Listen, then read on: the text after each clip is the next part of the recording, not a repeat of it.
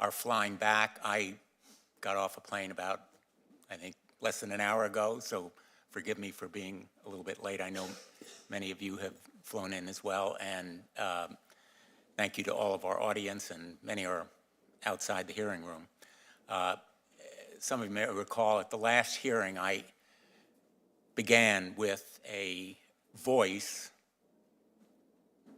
not my voice, although it sounded exactly like mine because it was taken from floor speeches, and an introduction, not my words, but concocted by ChatGPT, that actually mesmerized and deeply frightened a lot of people who saw and heard it. The opening today, my opening at least, is not going to be as dramatic. But the fears that I heard as I went back to Connecticut and also heard from people around the country were supported by that kind of voice impersonation and content creation. And what I have heard again and again and again, and the word that has been used so repeatedly is scary. Scary when it comes to artificial intelligence. And as much as I may tell people, you know, there's enormous good here, potential for benefits in curing diseases, helping to solve climate change, workplace efficiency, what rivets their attention is the science fiction image of an intelligence device out of control, autonomous, self-replicating, potentially creating diseases, pandemic-grade viruses, or other kinds of evils purposely engineered by people or simply the result of mistakes, not malign intention. And frankly, the nightmares are reinforced in a way by the testimony that I've read from each of you. In no way, disparagingly, do I say that those fears are reinforced, because I think you have provided objective, fact-based views on what the dangers are and the risks and potentially even human extinction, an existential threat, which has been mentioned by many more than just the three of you, experts who know firsthand the potential for harm. But these fears need to be addressed, and I think can be addressed through many of the suggestions that you are making to us and others as well. I've come to the conclusion that we need some kind of regulatory agency, but not just a reactive body, not just a passive rules of the road maker, edicts on what guardrails should be, but actually investing proactively in research so that we develop countermeasures against the kind of autonomous, out-of-control scenarios that are potential dangers. An artificial intelligence device that is, in effect, programmed to resist any turning off. A decision by AI to begin nuclear reaction to a non-existent attack. The White House certainly has recognized the urgency with a historic meeting of the 7 major companies, which made 8 profoundly significant commitments. And I commend and thank the President of the United States for recognizing the need to act. But we all know, and you have pointed out in your testimony, that these commitments are unspecific and unenforceable. A number of them on the most serious issues say that they will give attention to the problem. All good, but it's only a start. And I know the doubters about Congress and about our ability to act. But the urgency here demands action. The future is not science fiction or fantasy. It's not even the future. It's here and now. And a number of you have put the timeline at 2 years before we see some of the biological, most severe dangers. It may be shorter because the kinds of pace of development is not only stunningly fast, it is also accelerated at a stunning pace because of the quantity of chips, the speed of chips, the effectiveness of algorithms.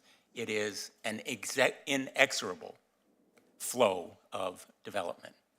We can condemn it, we can regret it, but it is real. And the White House's principles actually align with a lot of what we have said among us in Congress and notably in the last hearing that we held. We're here now because AI is already having a significant impact on our economy, safety, and democracy. The dangers are not just extinction, but loss of jobs, one of potentially the worst nightmares that we have. Each day, these issues are more common, more serious, and more difficult to solve. And we can't repeat the mistakes that we made on social media, which was to delay and disregard the dangers. So the goal for this hearing is to lay the ground for legislation, to go from general principles to specific recommendations, to use this hearing to write real laws, enforceable laws. In our past 2 hearings, we heard from panelists that Section 230, the legal shield that protects social media, should not apply to AI. Based on that feedback, Senator Hawley and I introduced the No Section 230 Immunity for AI Act. Building on our previous hearing, I think there are core standards that we are building bipartisan consensus around. And I welcome hearing from many others on these potential rules, establishing a licensing regime for companies that are engaged in high-risk AI development, a testing and auditing regimen by objective third parties, or by, preferably, the new entity that we will establish, imposing legal limits on certain uses related to elections. Senator Klobuchar has raised this danger directly. Related to nuclear warfare, China apparently agrees that AI should not govern the use of nuclear warfare, requiring transparency about the limits and use of AI models. This includes watermarking, labeling, disclosure when AI is being used, and data access for researchers.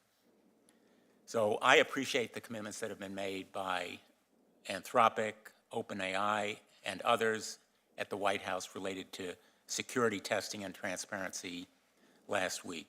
It shows these goals are achievable and that they will not stifle innovation, which has to be an objective, avoid stifling innovation. And we need to be creative about the kind of agency or entity, the body or administration. It can be called administration, an office. I think the language is less important than its real enforcement power and the resources invested in it. We are really lucky, very, very fortunate to be joined by 3 true experts today. One of the most distinguished panels I have seen in my time in the United States Congress, which is only about 12 years. One of the leading AI companies, which was founded with the goal of developing AI that is helpful, honest, and harmless. A researcher whose groundbreaking work led him to be recognized as one of the godfathers of AI, and a computer science professor whose publications and testimony on the ethics of AI have shaped regulatory efforts like the EU AI Act. So welcome to all of you, and thank you so much for being here. I turn to the ranking member, Senator Hawley. Thank you very much, Mr. Chairman. Thanks to all of our witnesses for being here. I want to start by thanking the chairman, Senator Blumenthal, for his terrific work on these hearings. It's been a privilege to get to work with him. These have been incredibly substantive hearings. I'm really looking forward to hearing from each of you today. I want to thank his staff for their terrific work. It takes a lot of effort to put together hearings of these substance. And I want to thank Senator Blumenthal for being willing to do something about this problem. As he alluded to a moment ago, he and I, a few weeks ago, introduced the first bipartisan bill to put safeguards around AI development, the first bill to be introduced in the United States Senate, which will protect the right of Americans to vindicate their privacy, their personal safety, and their interests in court against any company that would develop or deploy AI. This is an absolutely critical foundational right. You can give Americans paper rights, parchment rights, as our founder said, all you want. If they can't get into court to enforce them, they don't mean anything. And so I think it's significant that our first bipartisan effort is to guarantee that every American will have the right to vindicate their rights, their interests, their privacy, their data protection, their kids' safety in court. And I look forward to more to come with Senator Blumenthal and with other members who I know are interested in this. I think that for my part, I have expressed my own sense of what our priorities ought to be when it comes to legislation. It's very simple: workers, kids, consumers, and national security. As AI develops, we've got to make sure that we have safeguards in place that will ensure this new technology is actually good for the American people. I'm confident it'll be good for the companies. I have no doubt about that. The biggest companies in the world who currently make money hand over fist in this country and benefit from our laws, I know they'll be great. Google, Microsoft, Meta, many of whom have invested in the companies we're going to talk to today, and we'll get into that a little bit more in just a minute. But I'm confident they're going to do great. What I'm less confident of is that the American people are going to do all right. So I'm less interested in the corporation's profitability. In fact, I'm not interested in that at all. I'm interested in protecting the rights of American workers and American families and American consumers against these massive companies that threaten to become a total law unto themselves. Imagine, you want to talk about a dystopia? Imagine a world in which AI is controlled by one or two or three corporations that are basically governments unto themselves, and then the United States government and foreign entities. Talk about a massive accretion of power from the people to the powerful. That is the true nightmare. And for my money, that is what this body has got to prevent. We want to see technology developed in a way that actually benefits the people, the workers, the kids, and the families of this country. And I think the real question before Congress is, will Congress actually do anything? As Senator Blumenthal, I think, put his finger on it precisely. I mean, look at what this Congress did or did not do with regard to these very same companies, these same behemoth companies when it came to social media. It's all the same players, let's be honest. We're talking about the same people in AI as we were in social media. It's Google, again. It's Microsoft. It's Meta. It's all the same people. And what I notice is, in my short time in the Senate, there's a lot of talk about doing something about big tech and absolutely zero movement to actually put meaningful legislation on the floor of the United States Senate and do something about it. So I think the real question is, will the Senate actually act? Will the leadership in both parties, will it actually be willing to act? We've had a lot of talk, but now is the time for action. And I think if the urgency of the new generative AI technology does not make that clear to folks, then you'll never be convinced. And to me, that really defines the urgent needs of this moment. Thank you, Mr. Chairman. I'm going to turn to Senator Klobuchar in case she has some remarks. So, thank you. A woman of action, I hope, Senator Hawley.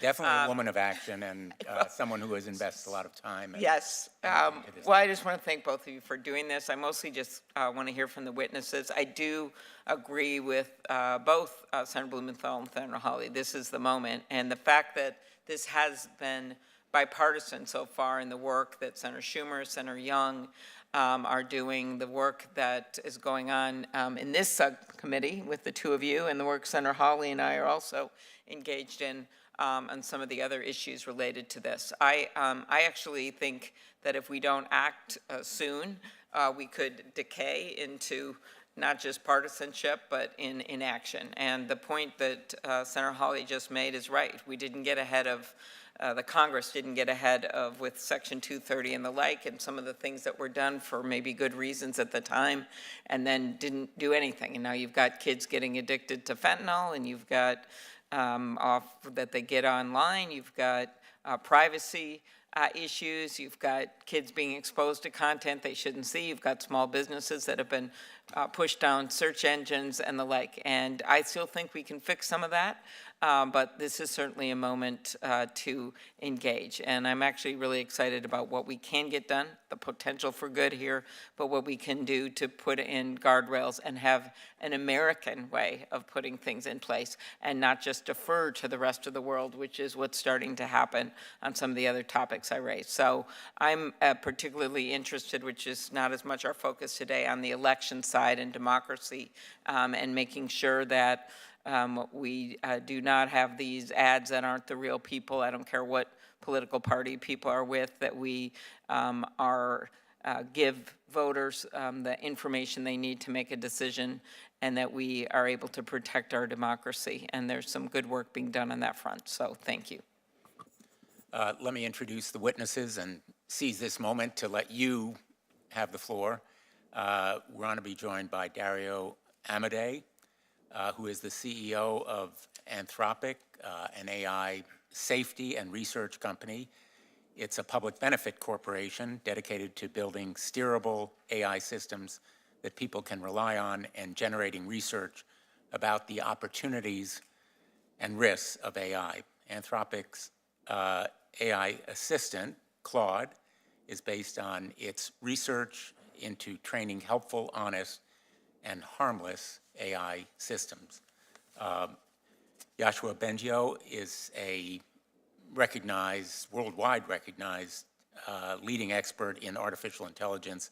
He is known for his conceptual and engineering breakthroughs in artificial neural networks and deep learning. He pioneered many of the discoveries and advances that have led us to this point today. And he's a full professor in the Department of Computer Science and Operations Research at the University of Montreal, and the founder and scientific director of MILA, Quebec Artificial Intelligence Institute, one of the largest academic institutes in deep learning and one of the 3 federally funded centers of excellence in AI research and innovation in Canada. With apologies, I'm not going to repeat all the awards and recognitions that you've received, because it would probably take the rest of the afternoon. We're also honored to be joined by Stuart Russell. He received his BA with first-class honors in physics from Oxford University in 1982 and his PhD in computer science from Stanford, 1986. He then joined the faculty of the University of California at Berkeley, where he's professor and formerly chair of electrical engineering and computer sciences, and the holder of the Smith Zeta Chair in Engineering, Director of the Center for Human-Compatible AI, and Director of the Kavli Center for Ethics, Science, and the Public. He's also served as an adjunct professor of neurological surgery at UC San Francisco. Again, many honors and recognitions all of you have received. In accordance with the custom of our committee, I'm going to ask you to stand and take an oath. You solemnly swear that the testimony you're about to give is the truth, the whole truth, and nothing but the truth, so help you God. Thank you.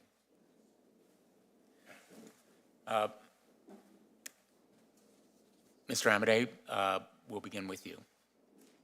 Thank you. Chairman Blumenthal. Excuse me. Chairman Blumenthal, Ranking Member Hawley, and members of the committee, thank you for the opportunity to discuss the risks and oversight of AI with you. Anthropic is a public benefit corporation that aims to lead by example in developing and publishing techniques to make AI systems safer and more controllable, and by deploying these safety techniques in state-of-the-art models. Research conducted by Anthropic includes constitutional AI, a method for training AI systems to behave according to an explicit set of principles, early work on red teaming, or adversarial testing of AI systems to uncover bad behavior, and foundational work in AI interpretability, the science of trying to understand why AI systems behave the way they do. This month, after extensive testing, we were proud to launch our AI model, Claude 2, for US users. Claude 2 puts many of these safety improvements into practice. While we're the first to admit that our measures are still far from perfect, we believe they're an important step forward in a race to the top on safety. We hope we can inspire other researchers and companies to do even better. AI will help our country accelerate progress in medical research, education, and many other areas. As you said in your open remarks, the benefits are great. I would not have founded Anthropic if I did not believe AI's benefits could outweigh its risks. However, it is very critical that we address the risks. My written testimony covers 3 categories of risks: short-term risks that we face right now, such as bias, privacy, misinformation; medium-term risks related to misuse of AI systems as they become better at science and engineering tasks; and long-term risks related to whether models might threaten humanity as they become truly autonomous, which you also mentioned in your open testimony. In these short remarks, I want to focus on the medium-term risks, which present an alarming combination of imminence and severity. Specifically, Anthropic is concerned that AI could empower a much larger set of actors to misuse biology. Over the last 6 months, Anthropic, in collaboration with world-class biosecurity experts, has conducted an intensive study of the potential for AI to contribute to the misuse of biology. Today, certain steps in bioweapons production involve knowledge that can't be found on Google or in textbooks and requires a high level of specialized expertise, this being one of the things that currently keeps us safe from attacks. We found that today's AI tools can fill in some of these steps, albeit incompletely and unreliably. In other words, they are showing the first nascent signs of danger. However, a straightforward extrapolation of today's systems to those we expect to see in 2 to 3 years suggests a substantial risk that AI systems will be able to fill in all the missing pieces, enabling many more actors to carry out large-scale biological attacks. We believe this represents a grave threat to US national security. We have instituted mitigations against these risks in our own deployed models, briefed a number of US government officials, all of whom found the results disquieting, and are piloting a responsible disclosure process with other AI companies to share information on this and similar risks. However, private action is not enough. This risk and many others like it requires a systemic policy response. We recommend 3 broad classes of actions. First, the US must secure the AI supply chain in order to maintain its lead while keeping these technologies out of the hands of bad actors. This supply chain runs from semiconductor manufacturing equipment to chips and even the security of AI models stored on the servers of companies like ours.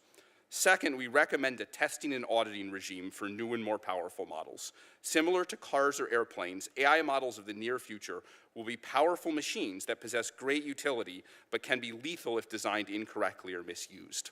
New AI models should have to pass a rigorous battery of safety tests before they can be released to the public at all, including tests by third parties and national security experts in government.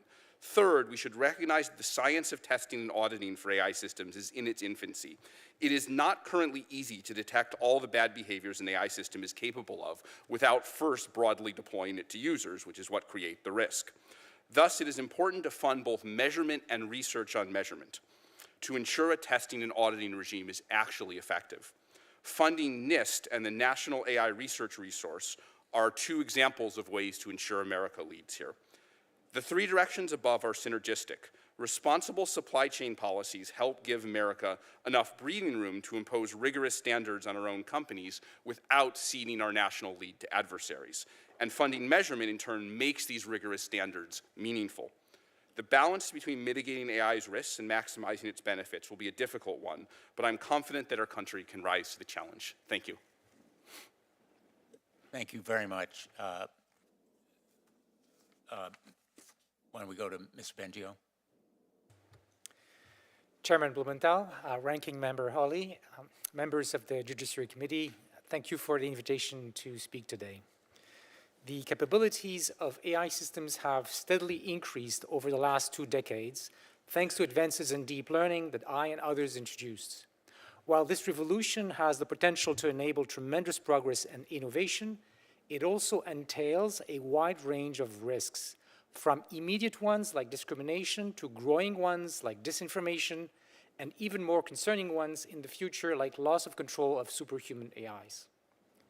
Recently, I and many others have been surprised by the giant leap realized by systems like ChatGPT, to the point where it becomes difficult to discern whether one is interacting with another human or a machine.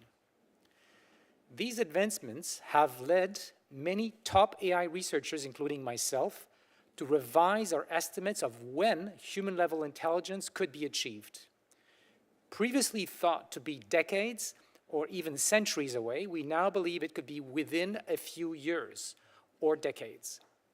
The shorter time frame, say 5 years, is really worrisome because we'll need more time to effectively mitigate the potentially significant threats to democracy, national security, and our collective future. As Sam Altman said here, if this technology goes wrong, it could go terribly wrong. These severe risks could arise either intentionally, because of malicious actors using AI systems to achieve harmful goals, or unintentionally, if an AI system develops strategies that are misaligned with our values and norms. I would like to emphasize 4 factors that governments can focus on in their regulatory efforts to mitigate all AI harms and risks. First, access. Limiting who has access to powerful AI systems, structuring the proper protocols, duties, oversight, and incentives for them to act safely. Second, alignment. Ensuring that AI systems will act as intended in agreement with our values and norms. Third, raw intellectual power, which depends on the level of sophistication of the algorithms and the scale of computing resources and of data sets. And fourth, scope of actions, the potential for harm an AI system can affect indirectly, for example, through human actions, or directly, for example, through the internet. So looking at risks through the lens of each of these 4 factors, access, alignment, intellectual power, and scope of actions, is critical to designing appropriate government interventions. I firmly believe that urgent efforts, preferably in the coming months, are required in the following 3 areas. First, the coordination of highly agile national and international regulatory frameworks and liability incentives that bolster safety. This would require licenses for people and organizations with standardized duties to evaluate and mitigate potential harm, allow independent audits, and restrict AI systems with unacceptable levels of risk. Second, because the current methodologies are not demonstrably safe, significantly accelerate global research endeavors focused on AI safety, enabling the informed creation of essential regulations, protocols, safe AI methodologies, and governance structures. And third, research on countermeasures to protect society from potential rogue AIs, because no regulation is going to be perfect. This research in AI and international security should be conducted with several highly secure and decentralized labs operating under multilateral oversight to mitigate an AI arms race. Given the significant potential for detrimental consequences, we must therefore allocate substantial additional resources to safeguard our future, at least as much as we are collectively, globally investing in increasing the capabilities of AI. I believe we have a moral responsibility to mobilize our greatest minds and make major investments in a bold and internationally coordinated effort to fully reap the economic and social benefits of AI while protecting society and our shared future against its potential perils. Thank you for your attention to this pressing matter. I look forward to your questions. Thank you very much, Professor. Professor Russell. Thank you, Chair Blumenthal and Ranking Member Hawley, and members of the subcommittee for the invitation to speak today and for your excellent work on this vital issue. AI, as we all know, is the study of how to make machines intelligent. Its stated goal is general purpose artificial intelligence, sometimes called AGI or artificial general intelligence, machines that match or exceed human capabilities in every relevant dimension. The last 80 years have seen a lot of progress towards that goal. For most of that time, we created systems whose internal operations we understood, drawing on centuries of work in mathematics, statistics, philosophy, and operations research. Over the last decade, that has changed. Beginning with vision and speech recognition, and now with language, the dominant approach has been end-to-end training of circuits with billions or trillions of adjustable parameters. The success of these systems is undeniable, but their internal principles of operation remain a mystery. This is particularly true for the large language models, or LLMs, such as ChatGPT. Many researchers now see AGI on the horizon. In my view, LLMs do not constitute AGI, but they are a piece of the puzzle. We're not sure what shape the piece is yet or how it fits into the puzzle, but the field is working hard on those questions and progress is rapid. If we succeed, the upside could be enormous. I've estimated a cash value of at least $14 quadrillion for this technology, a huge magnet in the future pulling us forward. On the other hand, Alan Turing, the founder of computer science, warned in 1951 that once AI outstrips our feeble powers, we should have to expect the machines to take control. We have pretty much completely ignored this warning. It's as if an alien civilization warned us by email of its impending arrival, and we replied, "Humanity is currently out of the office." Fortunately, humanity is now back in the office and has read the email from the aliens. Of course, many of the risks from AI are well recognized already, including bias, disinformation, manipulation, and impacts on employment. I'm happy to discuss any of these, but most of my work over the last decade has been on the problem of control. How do we maintain power forever over entities more powerful than ourselves? The core problem we have studied comes from AI systems pursuing fixed objectives that are misspecified, the so-called King Midas problem. For example, social media algorithms were trained to maximize clicks and learned to do so by manipulating human users and polarizing societies. But with LLMs, we don't even know what their objectives are. They learn to imitate humans and probably absorb all too human goals in the process. Now, regulation is often said to stifle innovation, but there is no real trade-off between safety and innovation. An AI system that harms human beings is simply not good AI. And I believe analytic predictability is as essential for safe AI as it is for the autopilot on an airplane.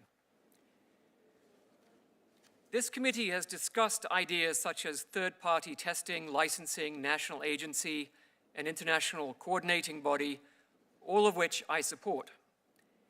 Here are some more ways to, as it said, move fast and fix things. First, an absolute right to know if one is interacting with a person or a machine. Second, no algorithms that can decide to kill human beings, particularly when attached to nuclear weapons. Third, a kill switch that must be activated if systems break into other computers or replicate themselves. Fourth, go beyond the voluntary steps announced last Friday. Systems that break the rules must be recalled from the market for anything from defaming real individuals to helping terrorists build biological weapons. Now, developers may argue that preventing these behaviors is too hard because LLMs have no notion of truth and are just trying to help. This is no excuse. Eventually, and the sooner the better, I would say, we will develop forms of AI that are provably safe and beneficial, which can then be mandated. Until then, we need real regulation and a pervasive culture of safety. Thank you. Thank you very much. I'll begin the questioning. We're going to have 7-minute rounds. I expect we'll have many more than one, given the challenges and complexity that you all have raised so eloquently. I have to say, Professor Russell, you also in your testimony, the written testimony, recount a remark of Lord Rutherford, September 11th, 1933, at a conference when he was asked about atomic energy, and he said, quote, "Anyone who looks for a source of power in the transformation of the atoms is talking moonshine," end quote. The ideas about the limits of human ingenuity have been proven wrong again and again and again. And we've managed to do things that people thought unthinkable, whether it's the Manhattan Project under the guidance of Robert Oppenheimer, who now has become a bold-faced term in popular print, or putting man on the moon, which many thought was impossible to do. So we know how to do big things. This is a big thing that we must do, and we have to be back in the office to answer that email that is, in fact, a siren blaring for everyone to hear and see. AI is here, and beware of what it will do if we don't do something to control it. And not just in some distant point in the future, but as all of you have said, with a time horizon that would have been thought unimaginable just a few years ago, unimaginably quick. Let me ask each of you, because part of that time horizon is our next election in 2024.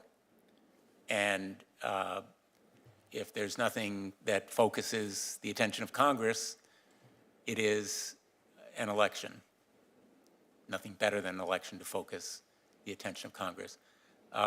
Let me ask each of you what you see as the immediate threats to the integrity of our election system, whether it's the result of misinformation or manipulation of electoral counts or any of the possible areas where you see an immediate danger as we go into this next election.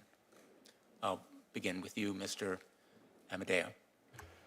Yes. So thanks for this. Thanks for the question, Senator. I think this is obviously a very timely thing to worry about.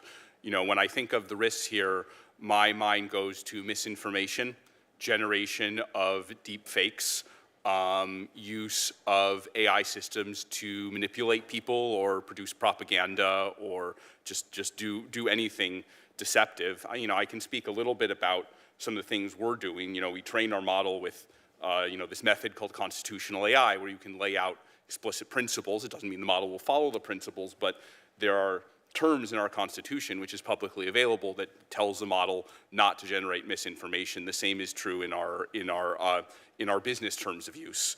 One of the commitments with the White House was to start to watermark content, particularly in the audio and visual domain. I think that's very helpful, but would also benefit from watermarking. Gives you the technical capability to detect that something is AI generated, but requiring it on the side of the law to be labeled, I think, would be something that would be very helpful and timely. Thank you. Ms. Bengio.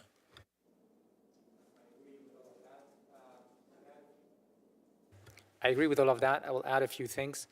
One concern I have is that even if companies use watermarking, and especially because there's now several open source versions to train LLMs or use them, including model weights that have been made available to the global community, we also need to understand how things can go wrong on that front.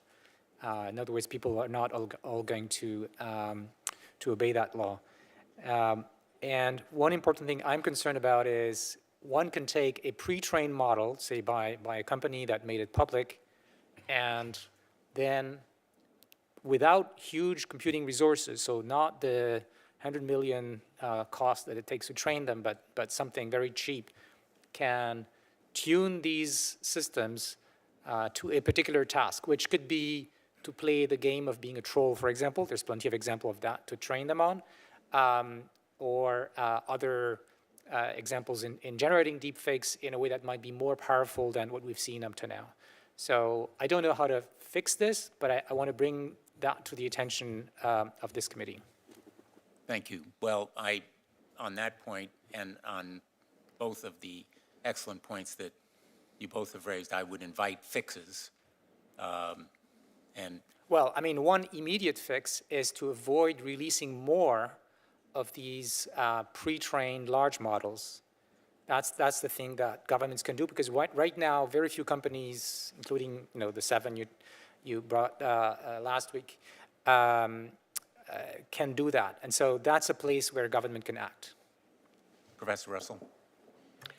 Yeah, I would certainly like to support the remarks of the other two witnesses. And I would say my major concern with respect to elections would be disinformation, and particularly external influence campaigns, because with these systems, we can present to the system a great deal of information about an individual, everything they've ever written or published on Twitter or Facebook, their social media presence, their floor speeches, and train the system and ask it to generate a disinformation campaign, particularly for that person. And then we can do that for 1 million people before lunch. And that has a far greater effect than the sort of spamming and broadcasting of false information that isn't tailored to the individual. I think labeling is important. For text, it's going to be very difficult to tell whether a short piece of text is machine generated if someone doesn't want you to know that it's machine generated.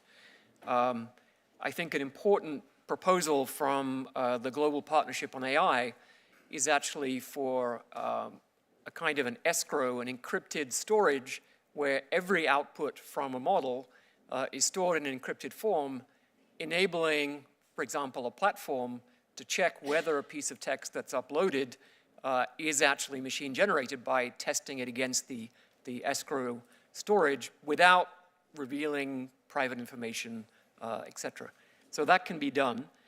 Another problem we face is that there are many, many extremely well-intended efforts to create standards around labeling and how platforms should respond to labels in terms of what should be posted, and media organizations like the BBC, the New York Times, Wall Street Journal, et cetera, et cetera.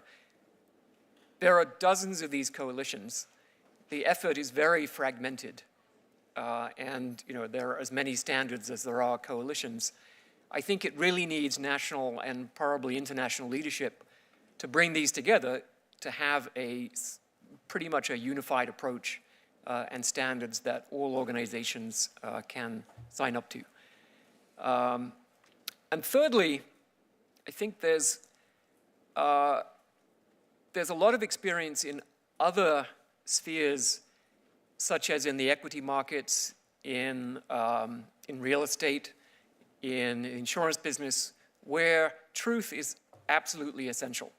If you take the equity markets, if companies can make up their quarterly figures, then the equity markets collapse.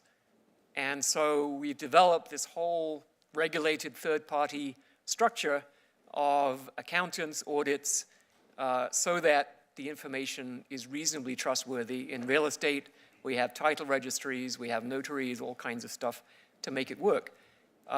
We don't really have that structure in the public information sphere. And we see, again, it's very fragmented. There's factcheck.org, there's Snopes, there's, I suppose Elon Musk is going to have his Truth GPT, and so on.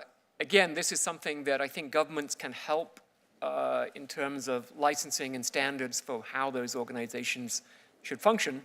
And again, what platforms do with the information that the third-party institutions supply to enable users to have access to high-quality information streams. So I think there's quite a lot we can do, but it's pretty urgent. Thank you. I think all of these points argue very, very powerfully against fragmentation, for some kind of single entity that would establish oversight standards, enforcement of rules, because as you say,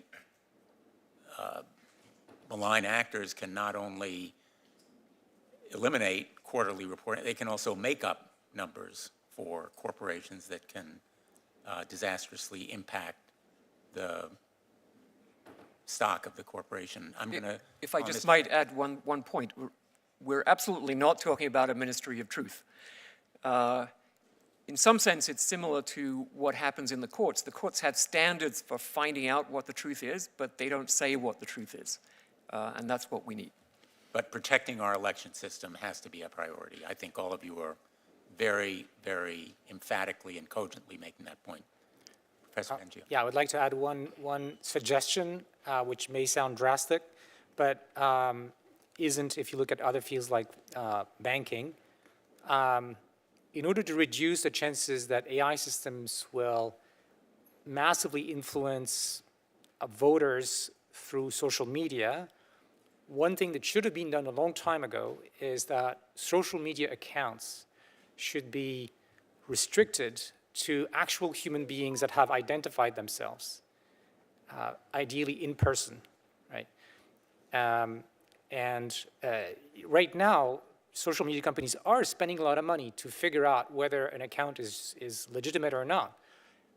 They will not, by themselves, force these kinds of regulations because it's going to create friction to recruit more users. But if the government says everyone needs to do it, they'll be happy. Well, I'm not them, but that's what I would if I were them. Thank you. Senator Hawley. Let's start, if we could, by talking about who controls this technology currently and who's developing it. Mr. Amodei, if I could just start with you, just help me understand some of the structure of your company, of Anthropic. Google owns a significant stake in your company, doesn't it? Yes, Google was an investor in Anthropic. They don't control any board seats, but yes, Google is an investor in Anthropic. Give us a sense of what are we talking about? What kind of stake are we talking about? I don't remember exactly. Couldn't give it to you exactly.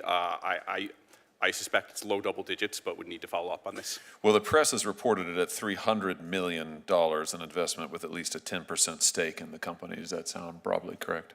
That sounds broadly correct.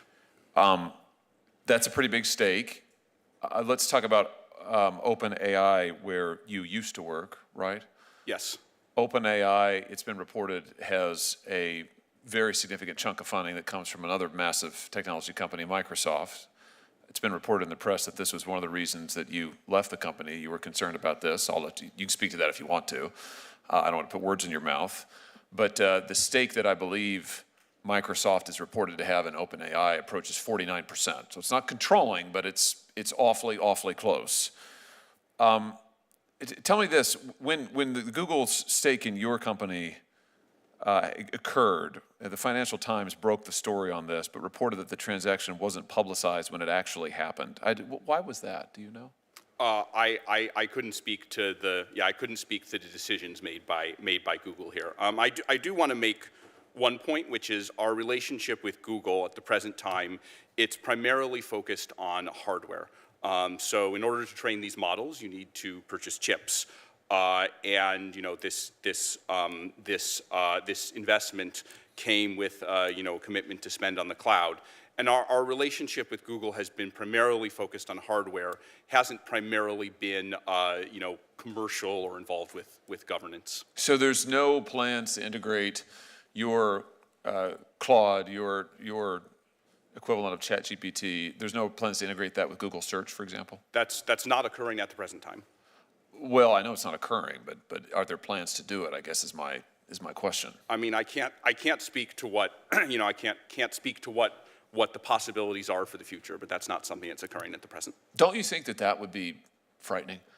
I mean, just to come back to something Professor Russell said a moment ago, he talked about the ability in the election context of AI to fed the information from, let's say, one political figure, everything about that person, the ability to come up with a very convincing misinformation campaign. Now, imagine if that technology also, if the same large language model, for example, also had the information, the voter files, millions of voters, and knew exactly what would capture those voters' attention, what would hold it, what arguments they found most persuasive, the ability to weaponize misinformation and to target it toward particular voters would be exceptionally powerful, right? Now, search is all about getting and keeping users' attention. That's how Google makes money. I'm just imagining your technology, a generative AI, aligned and integrated and folded into search, the power that that would give Google to get users' attention, keep their attention, push information to them would be extraordinary, wouldn't it? Yes, so I mean, I think, Senator, I think these are very important issues, and I want to raise a few points on here. One is some of the things I said in response to Senator Blumenthal's questioning, which is, on misinformation. So we put terms in Claude's Constitution that tell it not to generate misinformation or political bias in any direction. I, again, want to emphasize over and over again that these methods are not yet perfect, and the science of producing this is not exact yet, but this is something we work on.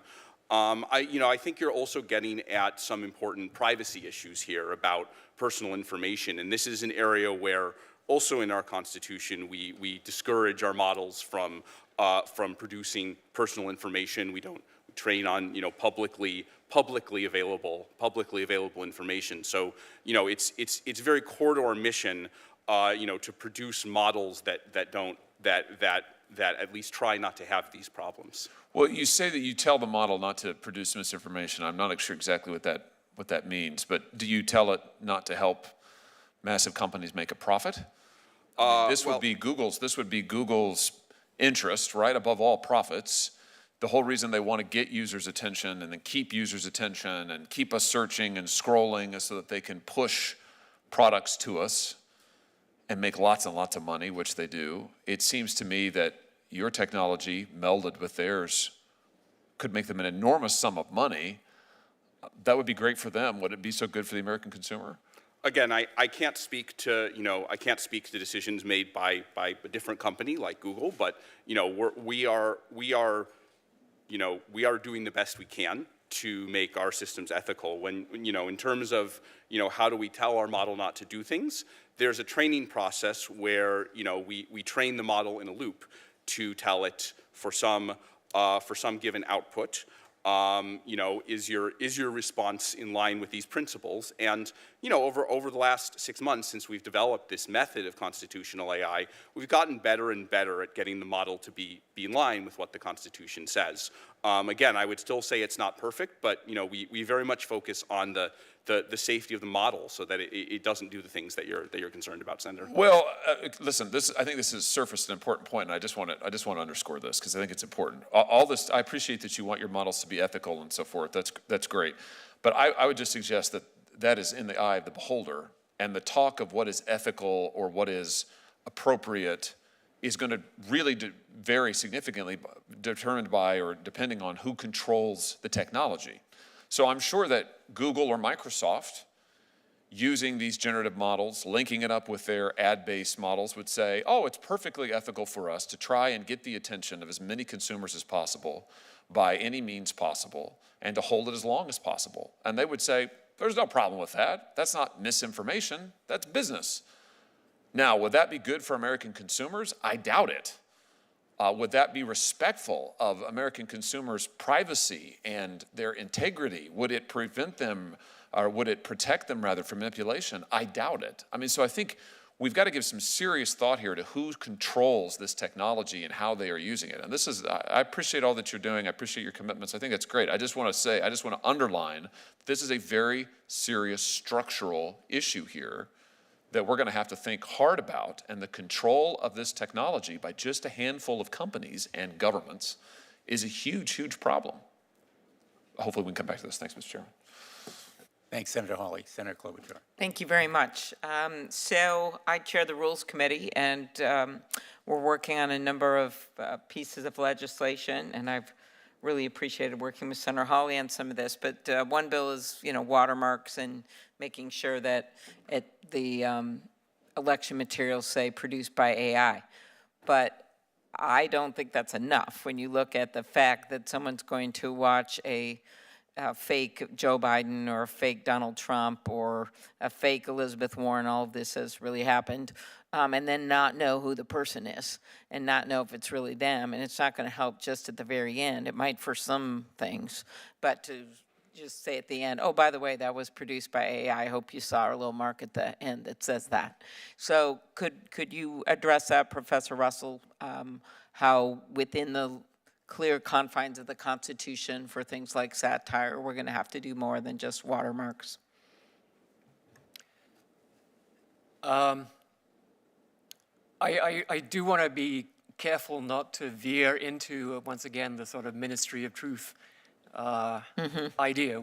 But I think clear labeling, I mean, if you look at what happened with credit cards, for example, it used to be that credit cards came with 14 pages of tiny, tiny print. And that allowed companies to rip off the consumer all the time. And eventually Congress said, no, there's got to be disclosure. You've got to say, this is the interest rate, this is the grace period, this is the late fee, and a couple of other things. That has to be in big print on the front of the envelope or on the front page. There are very strict rules about how you direct market credit cards and other lending products. And that's been enormously beneficial because it actually allows competition on those primary features of the product. Yeah, As you opposed, can't really compare a credit card to someone who's telling the United States of America that there's some kind of a nuclear explosion when there Right. isn't. But the point being, we can mandate much clearer labeling than just a little thing in the corner at the end of the 90-second piece, right? We could say, for example, there's got to be a big red frame around the outside of the image when it's a machine-generated image. Okay, I'm just going to, Professor Bengio, what do you think? Well, my view on this is we should be very careful with any kind of use of AI for political purposes, political advertising, whether it's done officially through some agency that does advertising or in a more direct way. But it might not be actual advertising. It's just put out for Yes. circulation. That's always what we Yes, confronted yes, because yes. the Federal Election Commission, while deadlocking on this, has asked for authority, including the Republican-appointed members, to do more. But go ahead. In many countries, any kind of advertising, which would include disseminating such videos, is not allowed for some period before the election to try to minimize the potential effect of these things. Right. Could I just, Mr. Amode, one significant concern, just switching gears here, because I talked to some people in the banking community about this, small banks, is that they are really worried they're going to see AI used to scam people, pretending to be your mom's voice or your more likely granddaughter's voice, actually getting that voice right, making a call for money. How can Congress ensure that companies that create AI platforms can not be used for those deceptive platforms? What kind of rules should we put in place so that doesn't happen? Yes, Senator. So I think these questions about deception and scams are probably closely related to these questions about misinformation, right? They're a little bit two sides of the same coin. So I think on the misinformation, I wanted to kind of clarify, there's technical measures and there's policy measures. Watermarking is a technical measure. Watermarking makes it possible to take the output of an AI system, run it through some automated process that will then return an answer that it was generated by AI or not generated by AI. That's important, and we're working on that, and others are working on that. But I think we also need policy measures. So going back to what the other two witnesses said, focusing on, a requirement to label AI systems is not the same as a requirement to watermark them. One is for the designer of the AI system to embed something. The other is for wherever the AI system ends up, Yep. in the end, Get for it. someone to be required to label it. So I think we need both, and probably, you know, this Congress can do more on the second thing, and the companies and researchers can do more on the first thing. Okay, and so what are you talking about, the scams where the granddaughter calls in, the grandma goes out and takes all her money out? We're just gonna Yeah, I mean- let that happen, or? Well, I mean, you certainly, certainly it's already illegal to do that. I can think of a number of authorities that we could use to strengthen that for AI in particular. I think, you know, that's kind of up to the Senate and the Congress to figure out what the best measure is. But, you know, certainly I'd be in favor of strengthened protections there. Well, I hope so.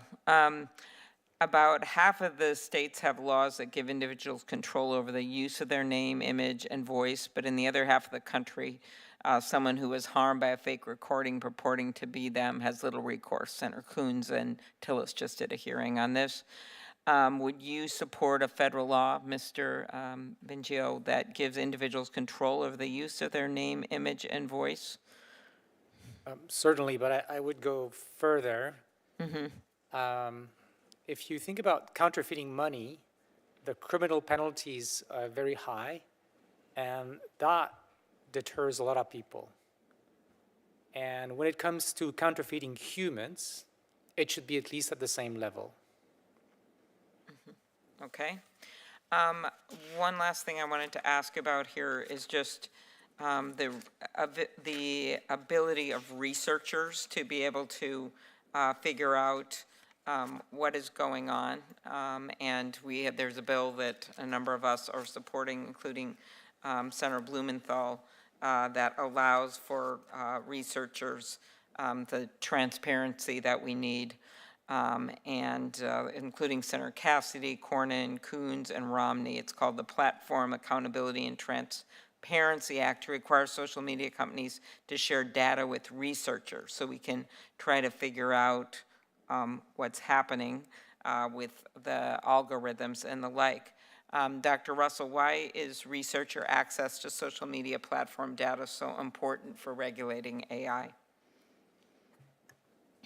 So our experience actually involved 3 years of negotiating an agreement with one of the large platforms, only to be told at the end that actually they didn't want to pursue this collaborative agreement after all. We don't really have 3 years to spare on AI, it sounds like. So No, we don't. Continue. Yes. And you know, I then discussed this with the director of the digital division of OECD, and he said I was about the 10th person who had told him the same story. So it seems there's a modus operandi of appearing to be open to collaborations with researchers only to terminate that collaboration right before it actually begins. There have been claims that they have provided open data sets to researchers to allow this type of research, but I've talked to those researchers and it hasn't happened. It's And why been is it so important extraordinarily to have it to put in place these regulations? We know we can't wait for you to get all the data, obviously, and we can't let it take 3 years. But putting in place clear mandates that data be shared, why is that helpful? Because the effects of, for example, the social media recommender systems are correlated across hundreds of millions of people. So those systems can shift public opinion in ways that are not even necessarily deliberate. They're probably not deliberate, but they can be massive and polarizing. Unless we have access to the data, which the companies internally certainly do, and I think the Facebook revelations from a few years ago suggested that they are totally aware of what's happening, but that information is not available to governments and researchers. And I think, you know, in a democracy, we have a right to know if our democracy is being subverted by an algorithm. And that seems absolutely crucial. All right. You want to add one more thing? Yes. Trying to respond to your question from another angle, why researchers? I would say academic researchers, not all of them, but many of them don't have any commercial ties.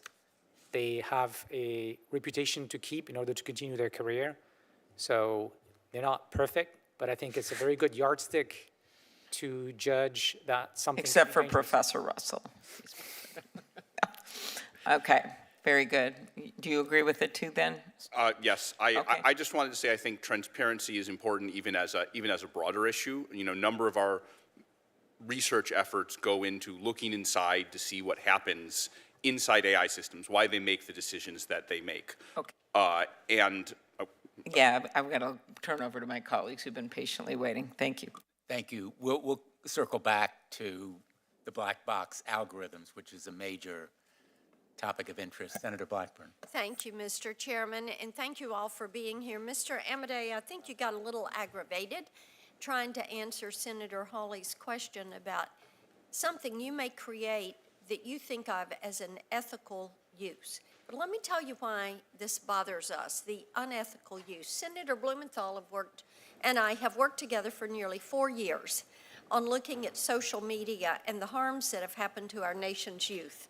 And hopefully this week, our Kids Online Safety Act comes out of committee. It wasn't intended. Social media wasn't intended. The intent was not to harm children, cause mental health crisis, put children in touch with drug dealers and pedophiles. But we have heard story after story and have uncovered instance after instance where the technology was used in a way that nobody ever thought it was. And now we're trying to clean it up because we've not put the right guardrails in place. So as we look at AI, the guardrails are very important. And Professor Russell, I want to come to you because the U.S. is behind we're really behind our colleagues in the EU, the UK, New Zealand, Australia, Canada, when it comes to online consumer privacy and having a way for consumers to protect that name, image, voice, having a way for them to protect their data, their writings, so that AI is not trained on their data. So talk for just a minute about how we keep our position as a global leader in generative AI and at the same time protect consumer privacy. Would a federal privacy standard help? What are your recommendations there? I think there needs to be absolutely a requirement to disclose if the system is harvesting the data from individual conversations. And my guess is that immediately people would stop using a system that says, I am taking your conversation, I am folding it into the next version of the model, and anyone in the country can basically listen in on this conversation because they're going to be asking questions about what I did. Let me ask you this. Do you think the industry is mature enough to self-regulate? No. Not. So therefore, it is going to be necessary for us to mandate a structure? Yes, I think there is certainly a change of heart at OpenAI. Initially, they were harvesting the data produced by individual conversations, and then more recently they said we're going to stop doing that. And clearly, if you're in a company, and even not considering personal conversations, but just in a company and you want the system to help you with some internal operation, you're going to be divulging company proprietary information to the chatbot to get it to give you the answers you want. And if that information is then available to your competitors by simply asking ChatGPT what's going on over in that company, this would be terrible. So having a clear definition of what it is, there's a technical term, oblivious, right, which basically says whatever we talk about, I am going to forget completely, right? That's a guarantee that systems should offer. I actually believe that browsers and any other device that interacts with individuals should offer that as a formal guarantee. Let me also make the point about enforcement, which I think Senator Hawley mentioned at the beginning, a right of action. But, for example, we have a federal do not call list. So as I understand it, it's a federal crime for a company to do robocalls to people who are on the federal do not call list. My estimate is that there are hundreds of billions or possibly $1 trillion federal crimes happening every year. Every day. Yeah, so you would And say we're not really existing- enforcing anything. Right, there. so you would say existing law is not sufficient for AI. Correct. Okay. And existing All right, let me- enforcement patterns as well. Yes, let me move on. In Tennessee, AI is important.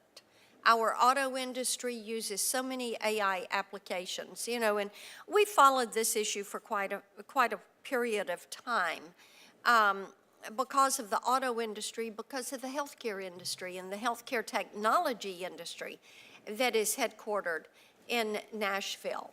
And of course, predictive diagnosis, disease analysis, research, pharmaceutical research benefits tremendously from AI. And then you look at the entertainment industry and the voice cloning, and you look at what our entertainers, our songwriters, our artists, our authors, our publishers, our TV actors, our TV producers are facing with AI, and to them, it is an absolute way that they're robbing them of their ability to make a living off of their creative work. So our creative community has a different set of issues. Martina McBride, who is no stranger to country music, went into Spotify, and the playlists are a big thing, building your own playlist. So she was going to build a country music playlist out of Spotify. She had to refresh that 13 times before a song by a female artist came up. 13 times. So you look at the power of AI to shape what people are hearing. And in Nashville, we like to say you can go on Lower Broad, you can go to one of the honky tonks, your band can have a great night, you can be discovered, and you too could end up with a record deal. But if you've got these algorithmically AI-generated playlists that cut out new artists or females or certain sounds, then you are limiting someone's potential. Just as if you allow AI-generated content like on Jukebox, which OpenAI is experimenting with, then you train it on that artist's sound and their songs to imitate them, then you are robbing them of the ability to be compensated. So how do we ensure that that creative community is still going to have a way to make a living without having AI become a way to steal their creative talents and works? I think this is a very important issue. I think it also applies to book authors, some of whom are suing OpenAI.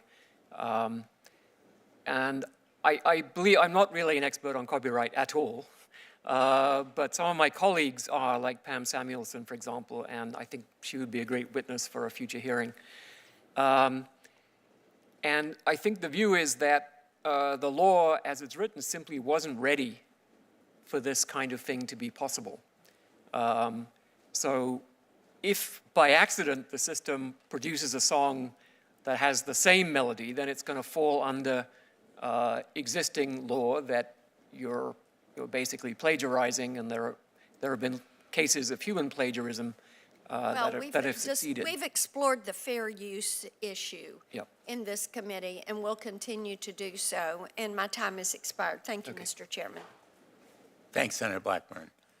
We'll begin a second round of questions, and I want to begin with one of the points that Senator Blackburn was making about private rights of action, which I think Senator Hawley and I have discussed incorporating in legislation.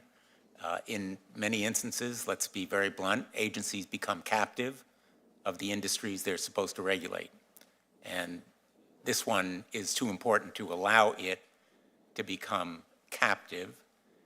And one very good check on the captivity of federal entities, agencies, or offices is in fact private rights of action. So I would hope that you would endorse that idea. I recognize you're not lawyers, you're not in the business of litigating, but I'm hoping that you would support that idea. I see nodding heads for the record. Let me turn to, also to recap, the very important comments that you all have made about elections, to take action against deep fakes, against impersonation, whether it's by labeling or watermarks, some kind of disclosure without censorship. We don't want a ministry of truth. We want to preserve civil rights and liberties. The free speech rights are fundamental to our democracy. But the kinds of manipulation that can take place in an election, including interfering with vote counts, misdirection to election officials about what's happening, presents a very dangerous specter. Superhuman AI. Superhuman AI. I think all of you agree we're not decades away, we're perhaps just a couple of years away. And you describe it, well, all of you do, in terms of the biologic effects, the development of viruses, pandemics, toxic chemicals. But superhuman AI evokes for me artificial intelligence that could, on its own, develop a pandemic virus. On its own, decide Joe Biden shouldn't be our next president. On its own, decide that the water supply of Washington, D.C. should be contaminated with some kind of chemical, and have the knowledge to do it through public utility systems. And I think that argues for the urgency, and these are not sort of science fiction anymore. You describe them in your testimony. Others have done it as well.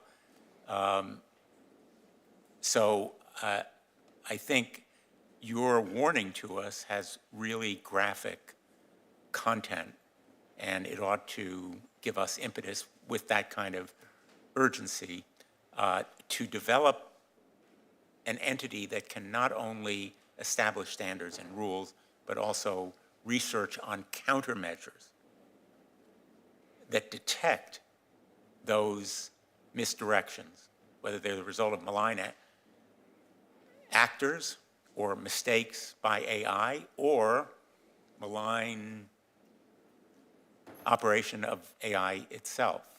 Do you think those countermeasures are within our reach as human beings, and is that a function for an entity like this one to develop? Yes, I mean, I think this is one of the core things that, whether it's the bio risks from models that, I kind of stated in testimony, are likely to come in 2 to 3 years, or the risks from truly autonomous models, which I think are more than that, but might not be a whole lot more than that.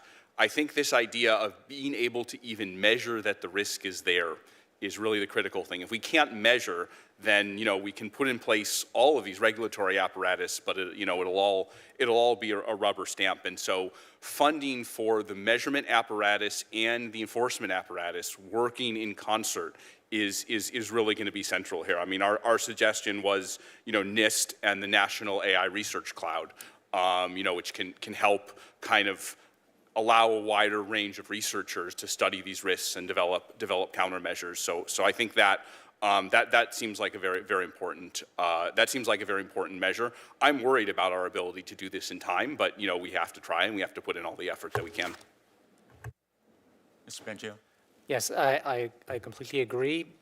About the timeline, there's a lot of uncertainty. So as I wrote in my testimony, it could be a few years, but it could also be a couple of decades, because research is impossible to predict, but if we follow the trend, it's very concerning.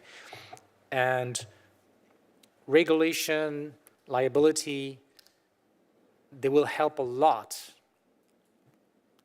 My calculations is, we could reduce the probability of a rogue AI showing up by maybe a factor of 100 if we do the right things in terms of regulation. So it's really worth it.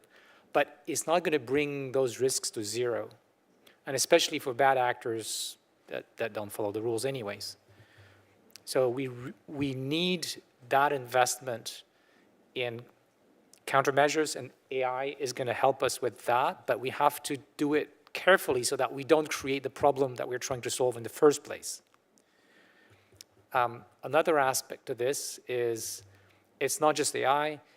It needs to bring expertise in national security, in bioweapons, chemical weapons, and AI people together. The organizations that are going to do that, in my opinion, shouldn't be for profit. We shouldn't mix the objective of making money, which makes a lot of sense in our economic system, with the objective, which should be single-minded, of defending humanity against a potential rogue AI. Also, I think we should be very careful to do this with our allies in the world and not do it alone. There is, first, we can have a diverse set of approaches because we don't know how to really do this. We are hoping that as we move forward and we try to solve the problem, we'll find solutions. But we need a diversity of approaches, and we also need some kind of robustness against the possibility that one of the governments involved in this kind of research isn't democratic anymore for some reason, right? This can happen.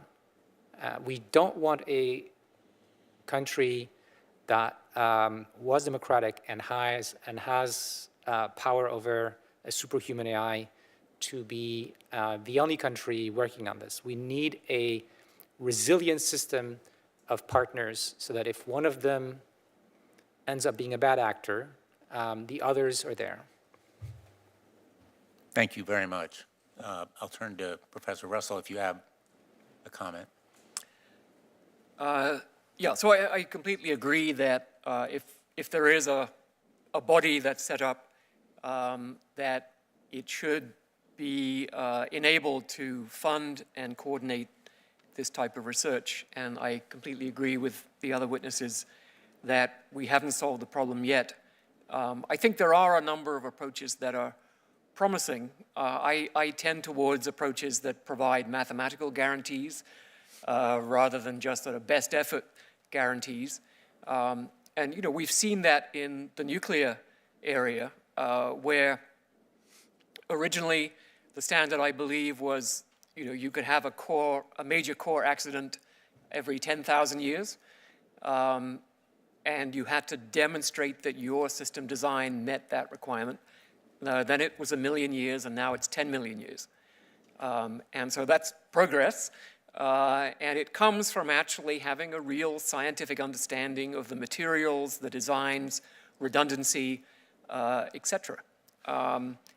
And we are just in the infant stages of a corresponding understanding of the AI systems that we're building. I would also say that no government agency is going to be able to match the resources that are going into the creation of these AI systems.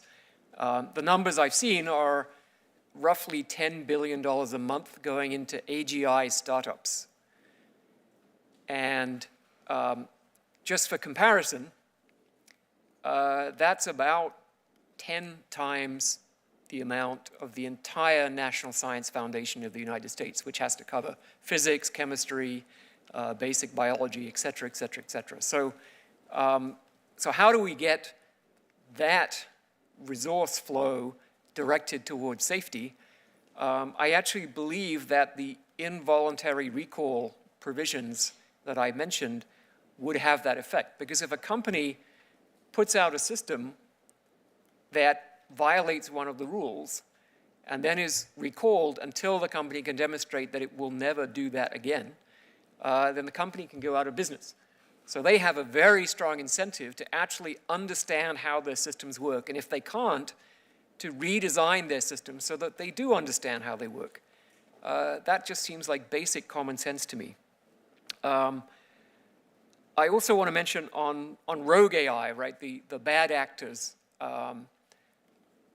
Professor Bengio has mentioned an approach based on AI systems that are developed to try to counteract that possibility. But I also feel that we may end up needing a very different kind of digital ecosystem in general. And what do I mean by that? Right now, to a first approximation, a computer runs any piece of binary code that you load into it. We put layers on top of that that say, okay, that looks like a virus, I'm not running that. We actually need to go the other way around.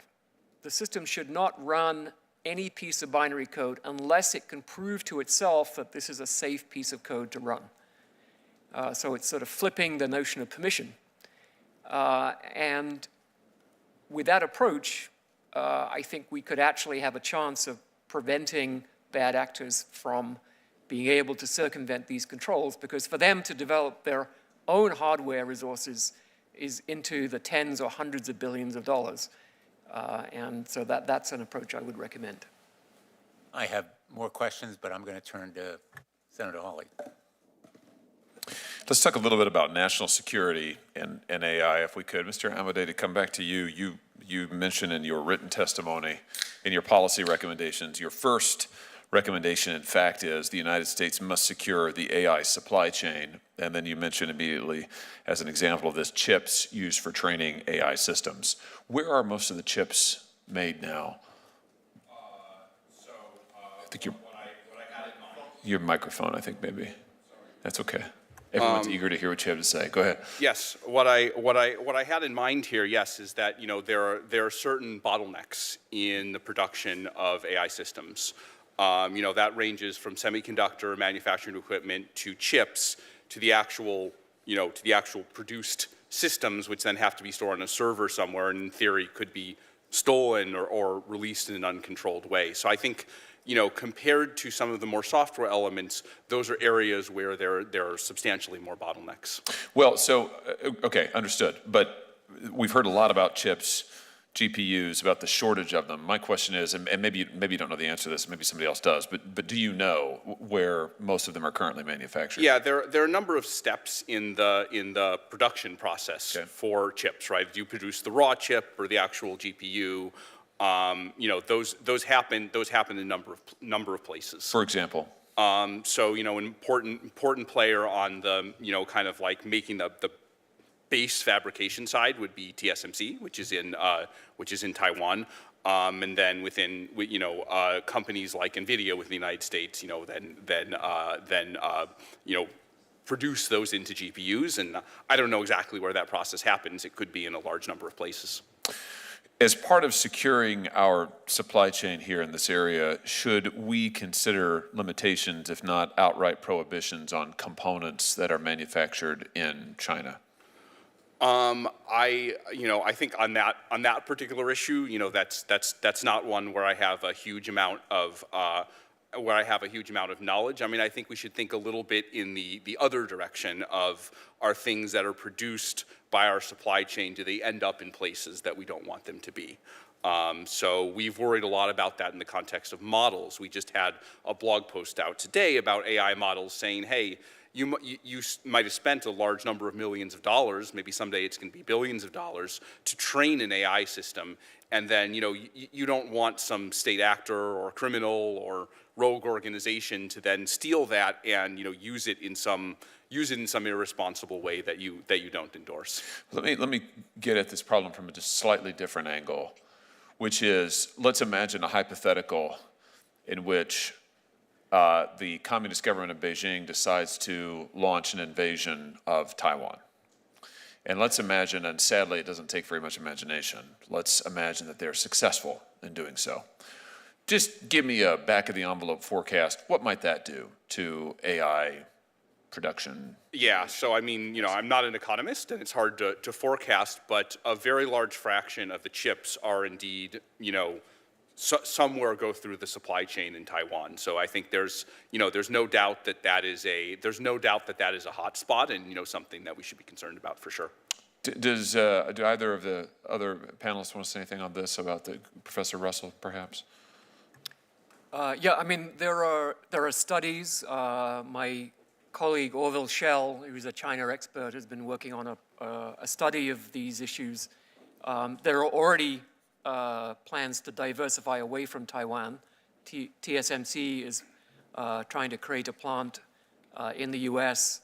Intel is now building some very large plants in the U.S. and in Germany, I believe. So, but it's taking time. I think if the invasion that you mentioned happened tomorrow, we would be in a huge amount of trouble.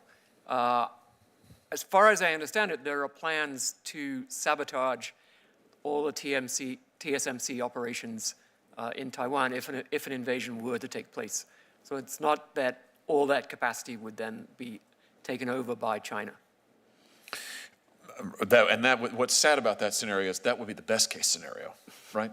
I mean, if there's an invasion of Taiwan, the best we could hope for is maybe all of their capacity or most of it gets sabotaged and maybe the whole world has to be in the dark for however long. That's the best case scenario. The point I'm trying to make is I think your point, Mr. Amodei, about securing our supply chains is absolutely critical, and thinking very seriously about decoupling efforts, strategic decoupling efforts, I think is absolutely vital at every point of the supply chain that we can. And I think if we don't do that with China soon, frankly, we should have done it a long time ago. If we don't do it very, very quickly, I think we're in real trouble, and I think we've got to think seriously about what may happen in the event of a Taiwan invasion. Yeah, go ahead. Yes, I just wanted to emphasize Professor Russell's point even more strongly, that we are trying to move some of the chip fab production capabilities to the U.S., but that needs to be faster, right?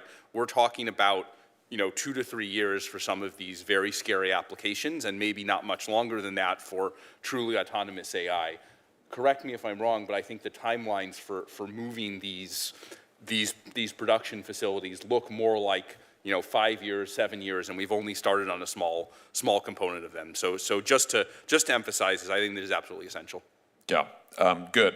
Let me ask you about a different issue related to labor overseas and labor exploitation. The Wall Street Journal published a piece today entitled "Cleaning Up ChatGPT Takes Heavy Toll on Human Workers." Contractors in Kenya say they were traumatized by the effort to screen out descriptions of violence and sexual abuse during the run-up to OpenAI's hit chatbot, namely ChatGPT. The article details the widespread use of labor in Kenya to do this training work on the ChatGPT model. I encourage everyone to read it, and I'd like to ask the chairman to be able to enter this into the record. Without objection. One of the a couple of disturbing things. I mean, one is that we're talking about 1,000 or more workers outsourced overseas. We're talking about exploitation of those workers. They work round the clock. The material they're exposed to is incredible, and I'm sure extremely damaging, and that constitutes the nature of lawsuits that they're now bringing. Here's another interesting tidbit. The workers on the project were paid an average of between $1.46 an hour and $3.74 an hour. Let me say that again. The workers on the project were paid on average between $1.46 an hour and $3.74 an hour. Now, OpenAI says, oh, we thought that they were being paid over $12 an hour, and so we have the classic corporate outsource maneuver where a company outsources jobs, couldn't be done in the United States, outsources jobs, exploits foreign workers to do it, and then says, oh, we don't know anything about it. We're asking them to engage in this psychologically harmful activity. We're probably overworking them doing it, and we're not paying them. But, oops. I guess my question is, how widespread is this in the AI industry? Because it strikes me that we're told that AI is new, and it's a whole new kind of industry, and it's glittering, and it's almost magical, and yet it looks like it depends in critical respects on very old-fashioned, disgusting, immoral labor exploitation. So go ahead, Mr. Amadei. Yes, so this is actually one area where Anthropic has a substantially different approach from the one that you've described. I can't speak for what other companies are doing, but a couple points. One is this constitutional AI method, which I mentioned, is a way for one copy of the AI system to moderate or help to train another copy of the AI system. This is something that reduces, it does not eliminate, but it substantially reduces the need for the kind of human labor that you're describing.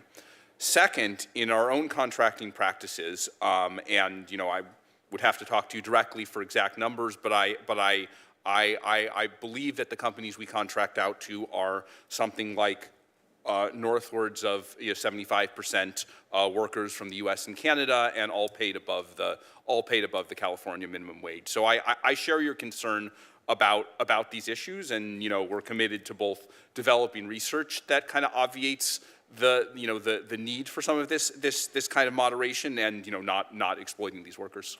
Well, it's good, because here's, I think, what would be terrible to see is this new technology that is built by foreign workers, not American workers.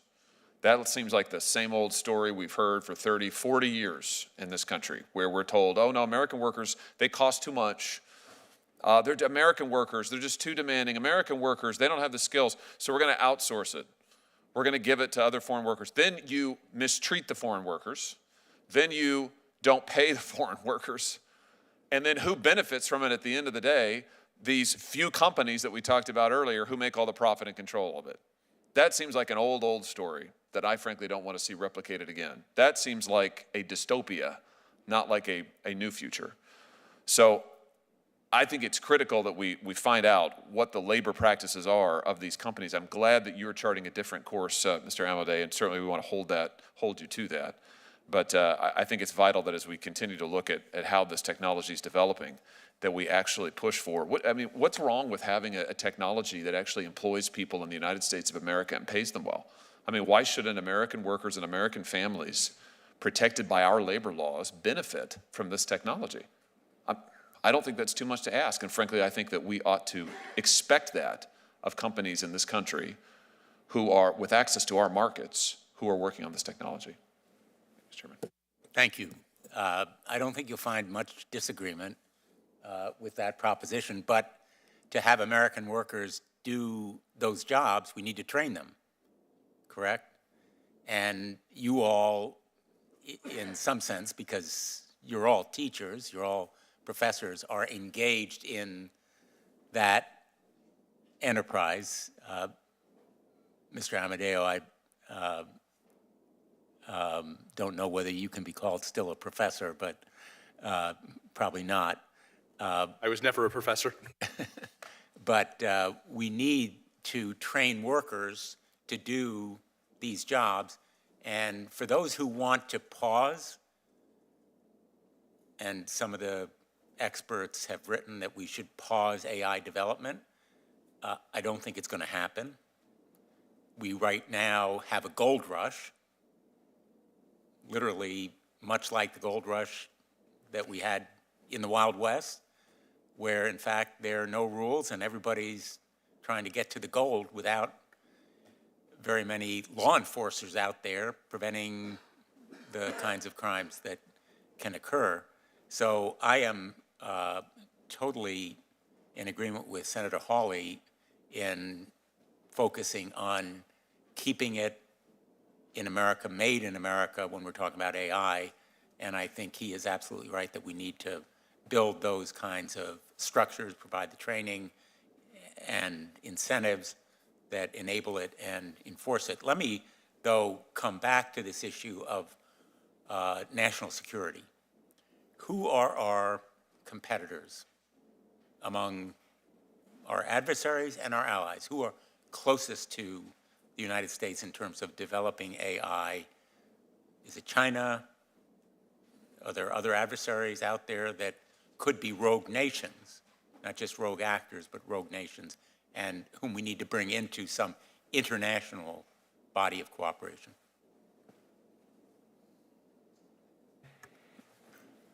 So I think the closest competitor we have is probably the UK. in terms of making advances in basic research, both in academia and in DeepMind in particular, which is based in London, now being merged more forcefully into the larger Google organization. But they have a very distinct approach, and they've created an ecosystem in the UK that's really quite productive. I've spent a fair amount of time in China. I was there a month ago talking to the major institutions that are working on AGI. And my sense is that we have slightly overstated the level of threat that they currently present. They've mostly been building copycat systems that turn out not to be nearly as good as the systems that are coming out from Anthropic and OpenAI and Google.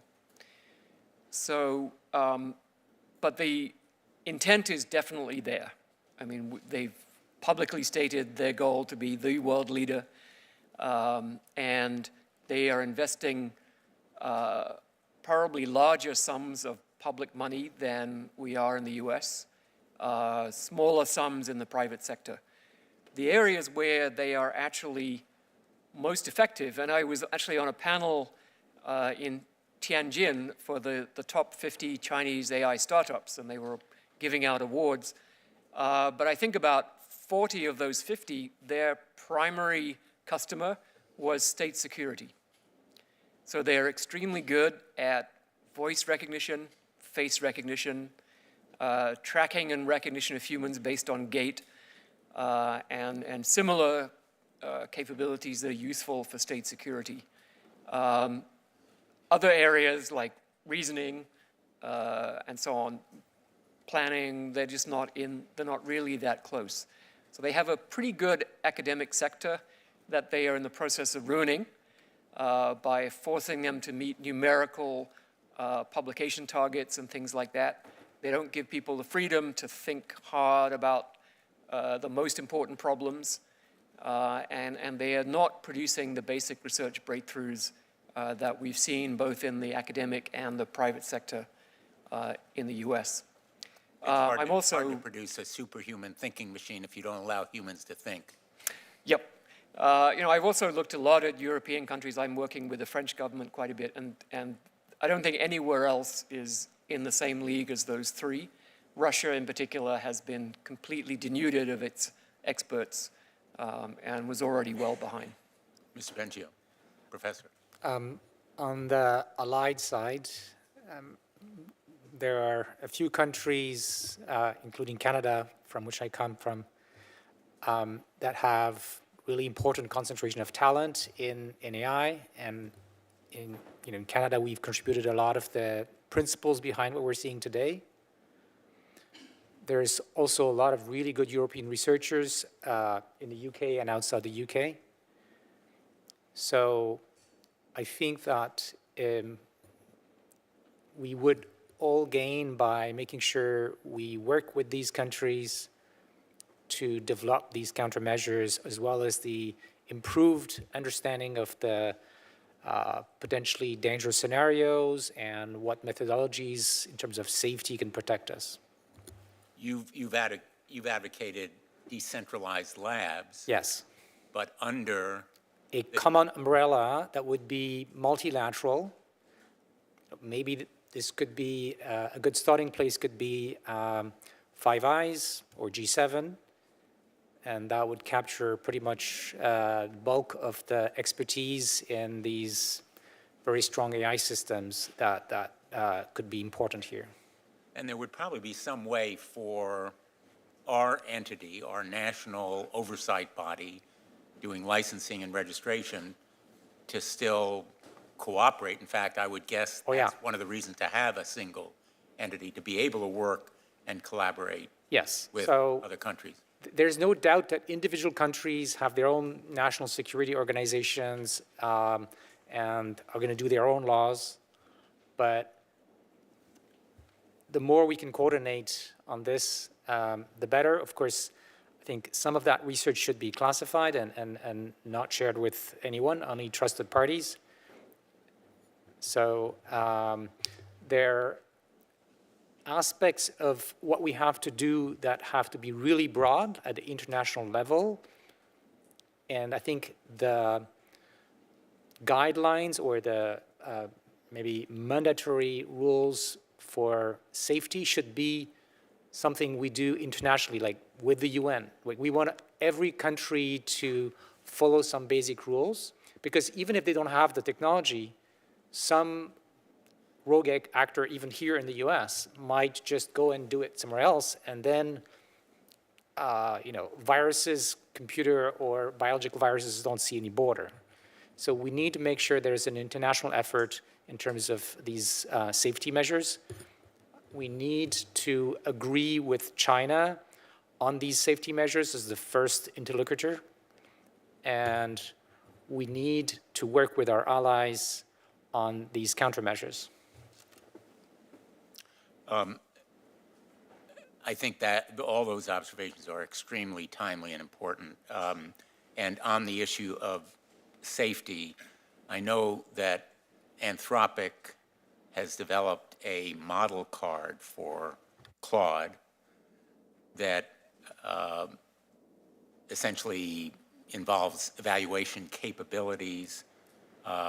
Your red teaming considered the risk of self-replication or a similar kind of danger. OpenAI engaged in the same kind of testing. We've been talking a lot about testing and auditing. So apparently you share the concern that these systems may get out of control. Professor Russell recommended an obligation to be able to terminate an AI system. Microsoft called this requirement safety breaks. When we talk about legislation, would you recommend that we impose that kind of requirement as a condition for testing and auditing the evaluation that goes on when deploying certain AI systems? Obviously, again, focusing on risk.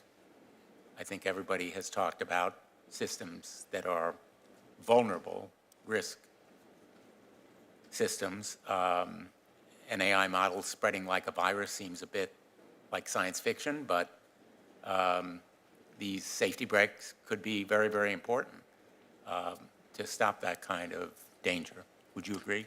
Yes. So I think I for one think that makes a lot of sense. I mean, the way I would think about it is, in the testing and auditing regime that we've all discussed, the best case is if all of these dangers that we're talking about don't happen in the first place, because we run tests that detect the dangers, and there's basically prior restraint, right? If these things are a concern for public safety and national security, we never want the bad things to happen in the first place. But precisely because we're still getting good at the science of measurement, probably it will happen at least once, and unfortunately perhaps repeatedly, that we run these tests, we think things are safe, and then they turn out not to be safe. And so I agree. We also need a mechanism for recalling things if or modifying things if the tests ended up being wrong. So that seems like common sense to me for sure.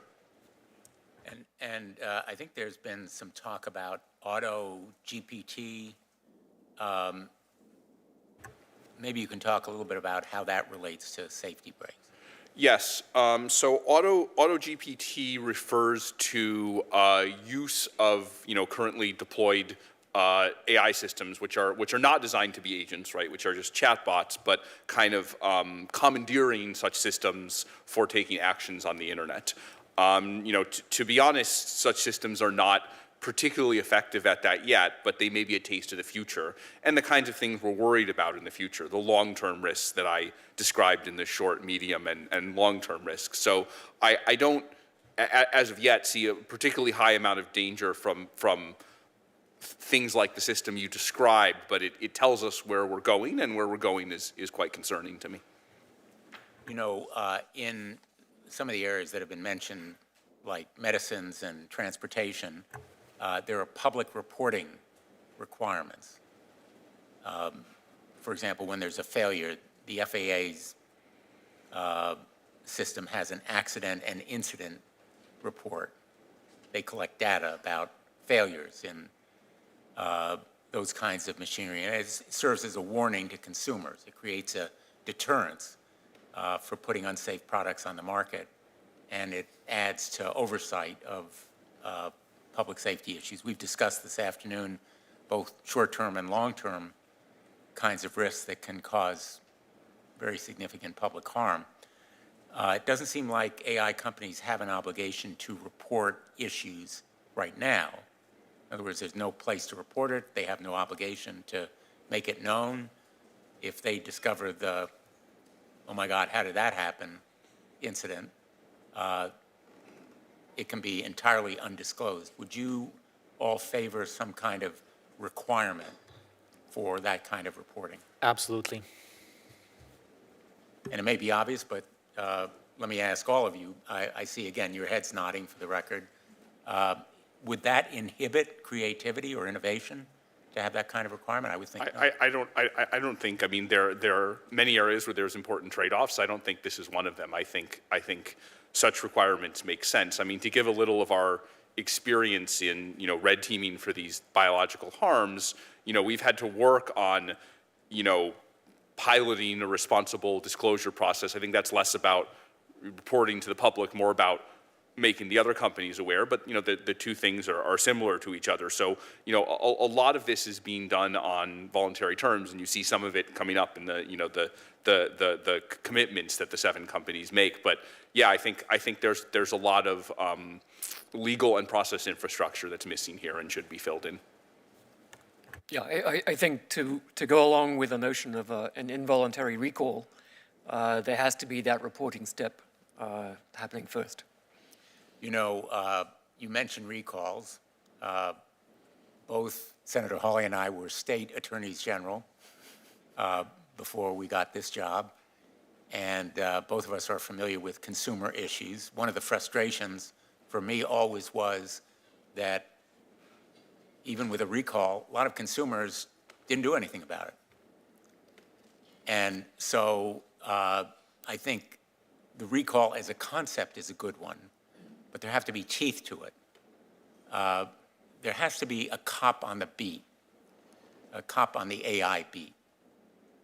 And I think the enforcement powers here are tremendously important. And the point that you made about the tremendous amount of money is very important. Right now it's all private funding or mostly private funding. But the government has an obligation to invest. I think all of you would agree. Invest in safety, just as it has in other technology and innovation, because we can't rely on private companies to police themselves. That cop on the beat in the AI context has to be not only enforcing rules, but as I said at the very beginning,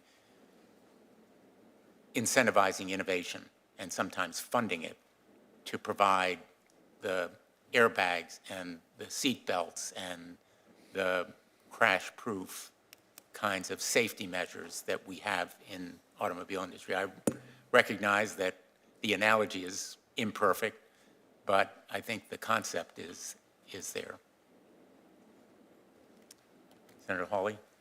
This has been a tremendously helpful hearing. I just want to thank each of you again for taking the time to be here. Can I just ask you, if you could give us your 1 or at most 2 recommendations for what you think Congress ought to do right now? What should we do right now based on your expertise, what we've talked about today?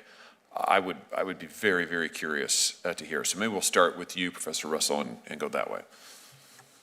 So I gave some, move fast and fix things recommendations in my opening remarks, and I think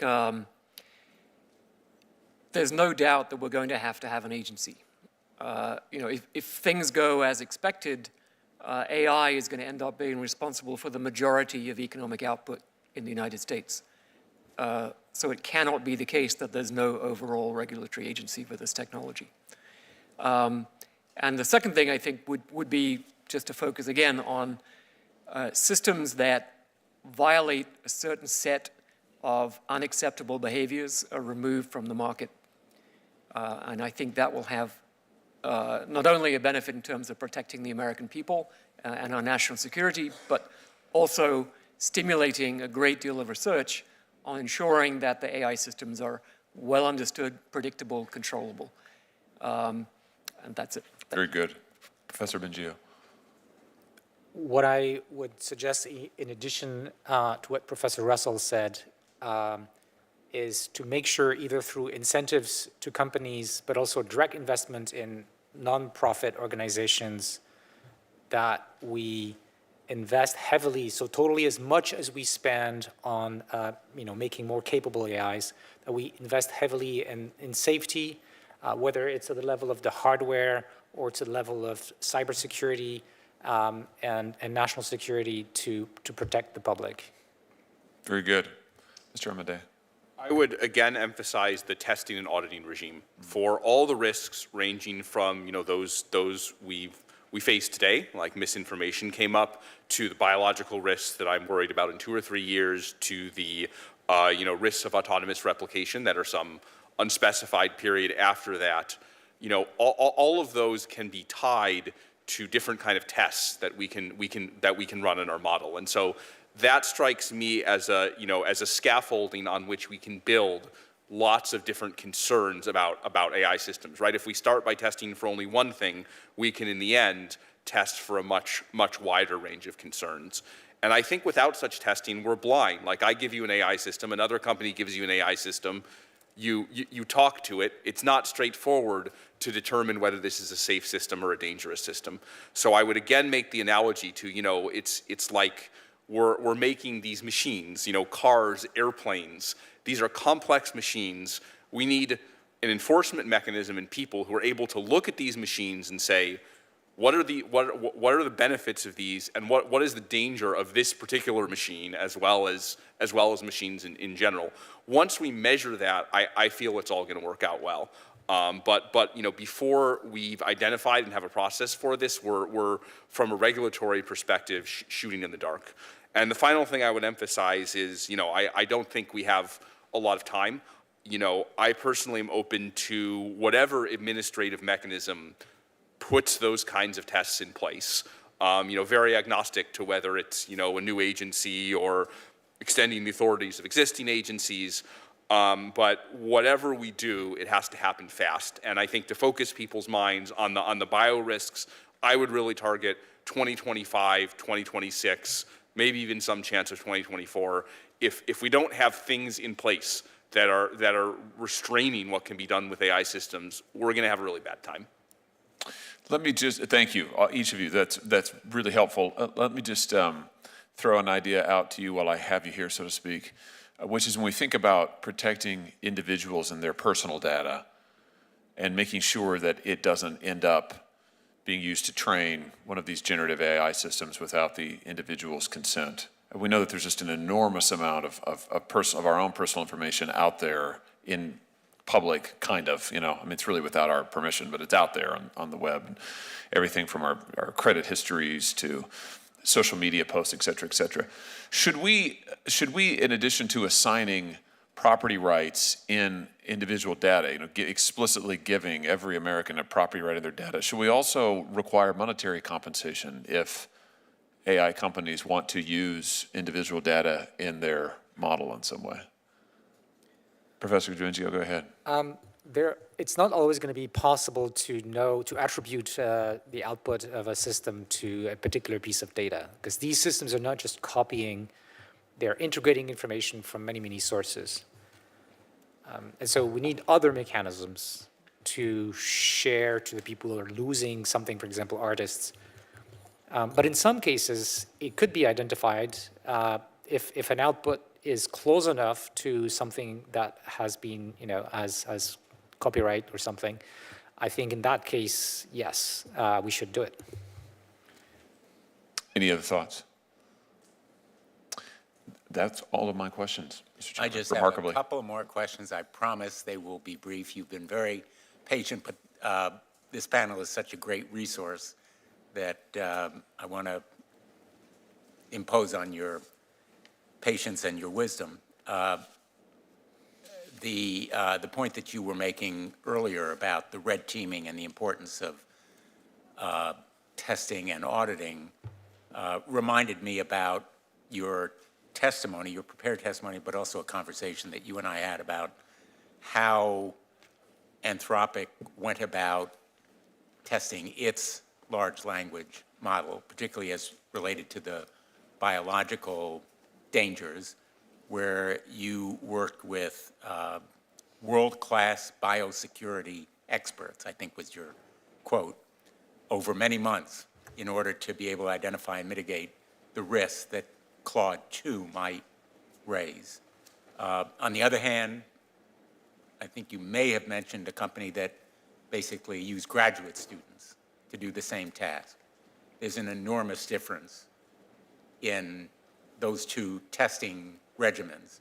Now, right now, there's no requirement, there's no legal duty, but would you recommend that when we write legislation that we impose some kind of qualifications on the testers and the evaluators so as to have that expertise? Yes, so spiritually, I'm very aligned with that. I mean, I want to say clearly, like, all of us, all the companies, all the researchers are trying our best to figure this out. So, you know, I don't want to call out, you know, any companies here. I think we're all trying to figure it out together.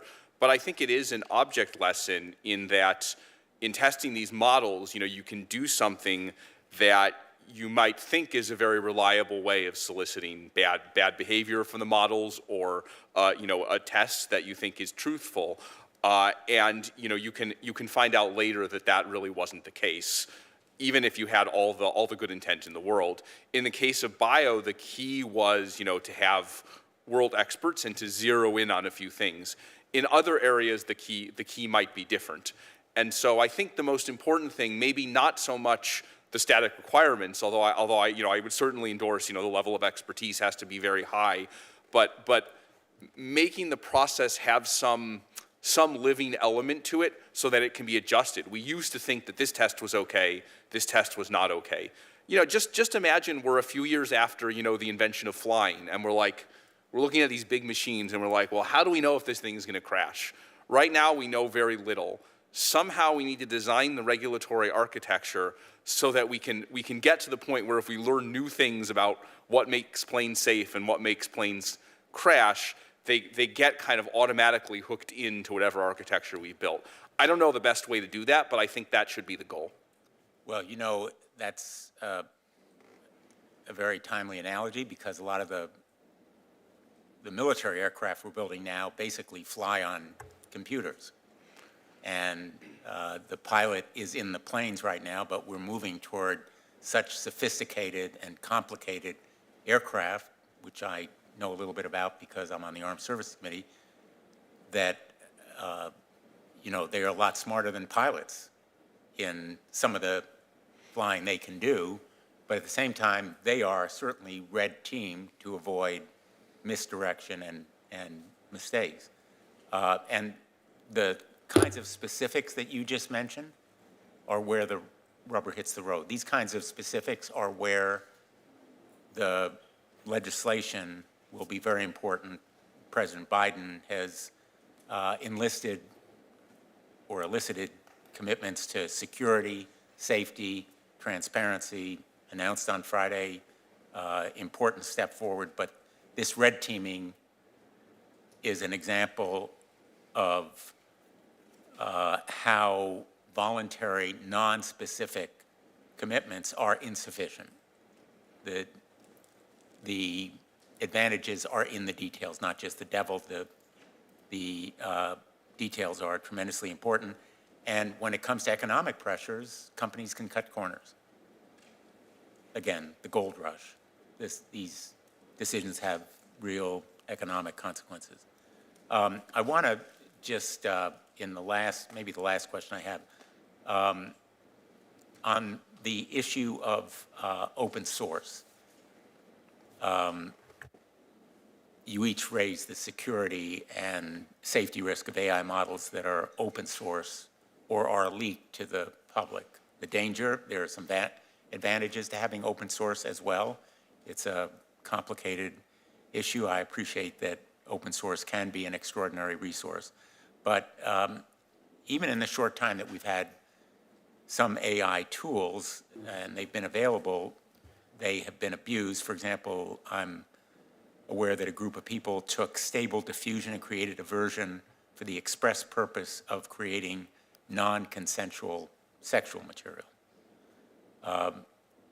So on the one hand, access to AI data is a good thing for research, but on the other hand, the same open models can create risk just because they are open. Senator Hawley and I, as an example of our cooperation, wrote to Meta about an AI model that they released to the public.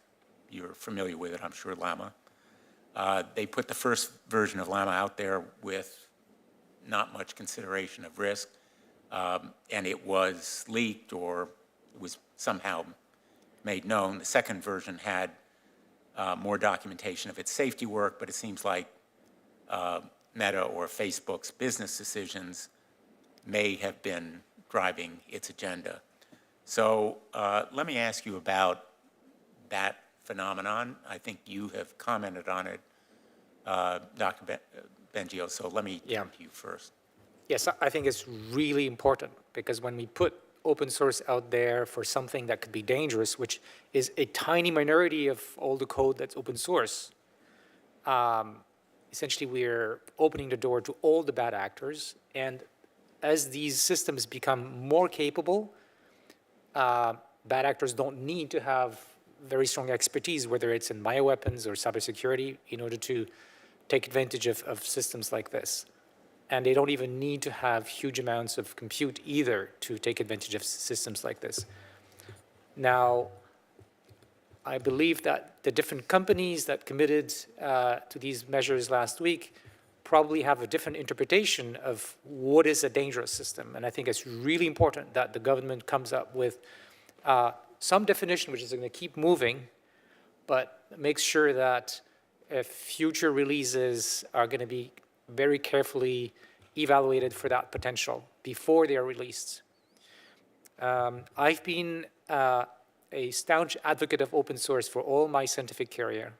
Open source is great for scientific progress, but as Jeff Hinton, my colleague, was saying, if nuclear bombs were software, would you, allow open source of nuclear bombs, right?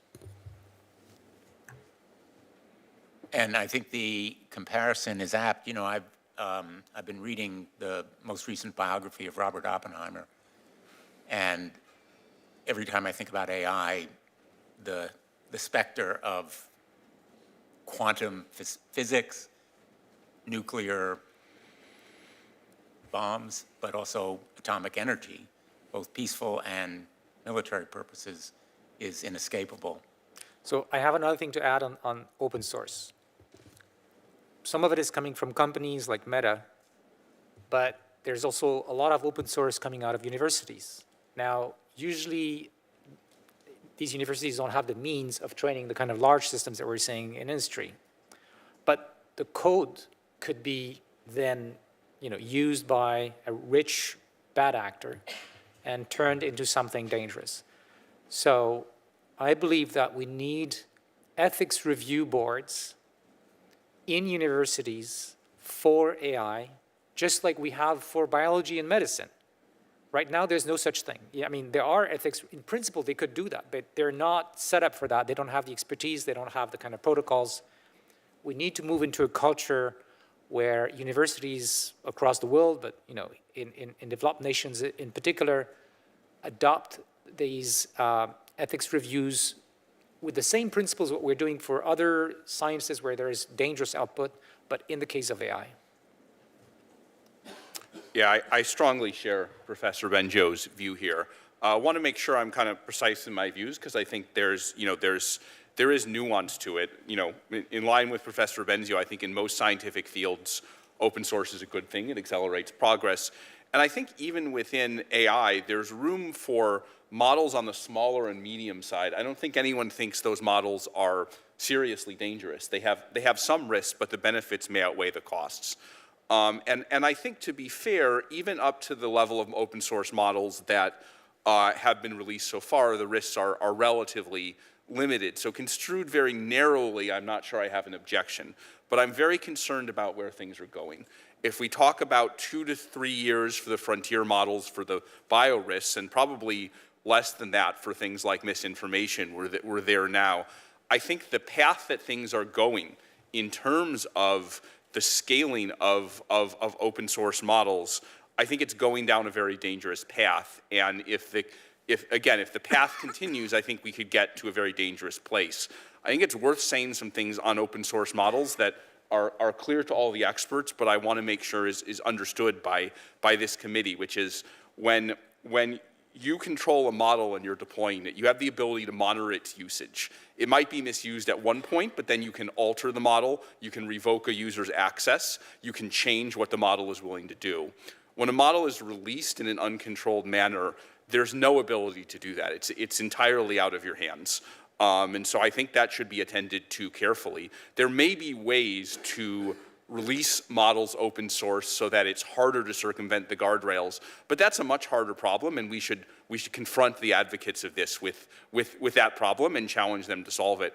Finally, I'd say open source is a little bit of a misnomer here, right? Open source normally refers to, smaller developers who are iterating quickly, and I think that's a good thing. But I think here we're talking about something a little bit different, which is a more uncontrolled release of larger models by, again, to your point, Senator Hawley, like much larger entities that pay tens or even hundreds of millions of dollars to train them. I think we should think of that in a little bit of a different category, and their obligations in a little bit of a different category. So I'd just like to add a couple of points. I agree with everything the other witnesses said. So one issue is being able to trace the provenance from the output that is problematic through to which model was used to create it, through to where did that model come from. And a second point is about liability. And it's not completely clear where exactly the liability should lie, but to continue the nuclear analogy, if a corporation decided they wanted to sell a lot of enriched uranium in supermarkets, and someone decided to take that enriched uranium and buy several pounds of it and make a bomb, wouldn't we say that some liability should reside with the company that decided to sell the enriched uranium? They could put a vice on it saying, do not use more than 3 ounces of this in one place or something. But no one's going to say that absolves them from liability. So I think those two are really important. And the open source community has got to start thinking about whether they should be liable for putting stuff out there that is ripe for misuse. I want to invite any of you who have closing comments or thoughts that you haven't had an opportunity to express.